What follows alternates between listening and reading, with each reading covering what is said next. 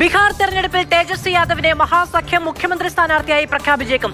ഇന്ന് നടക്കുന്ന സംയുക്ത വാർത്താ സമ്മേളനത്തിലാകും പ്രഖ്യാപനം. അശോക് ഗെഹ്ലോട്ട് ഇന്നലെ രാത്രിയും RJD നേതാക്കളെ കണ്ടിരുന്നു. അർജുൻ പീതാംബരൻ വിവരങ്ങളുമായി നമ്മളോടൊപ്പം ചേരുകയാണ്.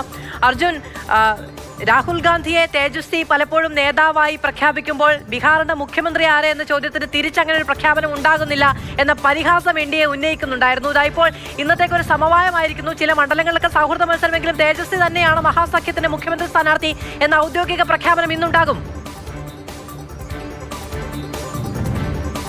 മാധു, അത്തരത്തിലൊരു ധാരണയിലേക്ക് എത്തിയിട്ടുണ്ട് മഹാസഖ്യം. അതായത് ബീഹാറിൽ തേജസ്വി യാദവ് തന്നെയായിരിക്കും പ്രതിപക്ഷ സഖ്യത്തിന്റെ മുഖ്യമന്ത്രി സ്ഥാനാർത്ഥിയായി ഉണ്ടാവുക. ഒരു മുഖ്യമന്ത്രി സ്ഥാനാർത്ഥി ഉണ്ടായിരുന്നില്ലെങ്കിൽ, അല്ലെങ്കിൽ ഇത്രനാളും പ്രഖ്യാപനം ഉണ്ടാകാത്തത് കൊണ്ട് തന്നെ വലിയ രീതിയിൽ മഹാസഖ്യം തിരിച്ചടി നേരിട്ടു പ്രചാരണത്തിലടക്കം എന്നുള്ള ഒരു വിലയിരുത്തൽ നേതാക്കൾക്കിടയിലുണ്ട്. ഇതിന്റെ എല്ലാം പശ്ചാത്തലമായിട്ടാണ് ഇപ്പോൾ ഒരു ഔദ്യോഗിക പ്രഖ്യാപനം നടത്താനൊരുങ്ങുന്നത്. അല്പസമയത്തിനകം തന്നെ ആ വാർത്താ സമ്മേളനം ആരംഭിക്കുകയും ചെയ്യും.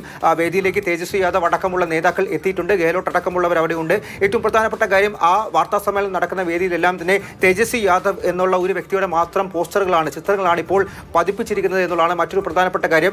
ഈ മുഖ്യമന്ത്രി സ്ഥാനാർത്ഥി പ്രഖ്യാപനം മാത്രമായിരിക്കില്ല, 1-2 സീറ്റുകളിലെ നിലവിൽ ഉള്ള മത്സരം, അതിനെ സംബന്ധിച്ചും കുറച്ച് ആശയക്കുഴപ്പങ്ങൾ നീക്കുക തുടങ്ങിയിട്ടുള്ള പ്രഖ്യാപനങ്ങൾ കൂടി ഇന്നുണ്ടാവും. അതായത് കഴിഞ്ഞ ദിവസം കോൺഗ്രസും RJDയും തമ്മിൽ ചർച്ചകൾ നടത്തിയിരുന്നു. നിലവിൽ ഇപ്പോഴുള്ളൊരു സ്ഥിതി അനുസരിച്ച് 11 സീറ്റുകളിലാണ് ഈ പാർട്ടികൾ, മഹാസഖ്യത്തിനകത്തെ പാർട്ടികൾ തന്നെ തമ്മിൽ മത്സരിക്കുന്നത്. അത് കുറയ്ക്കാൻ വേണ്ടി, പ്രത്യേകിച്ചും രാഷ്ട്രീയ പോരാട്ടം വലിയ രീതിയിൽ നടക്കുന്ന മത്സരങ്ങളിൽ മഹാസഖ്യത്തിന് അകത്തുനിന്ന് തന്നെ സ്ഥാനാർത്ഥികൾ പരസ്പരം മത്സരിക്കാതെ നിലവിൽ ഇന്നുകൂടിയാണ് ഈ രണ്ടാം ഘട്ട സ്ഥാനാർത്ഥി പത്രിക പിൻവലിക്കാനുള്ള അവസാന തീയതി.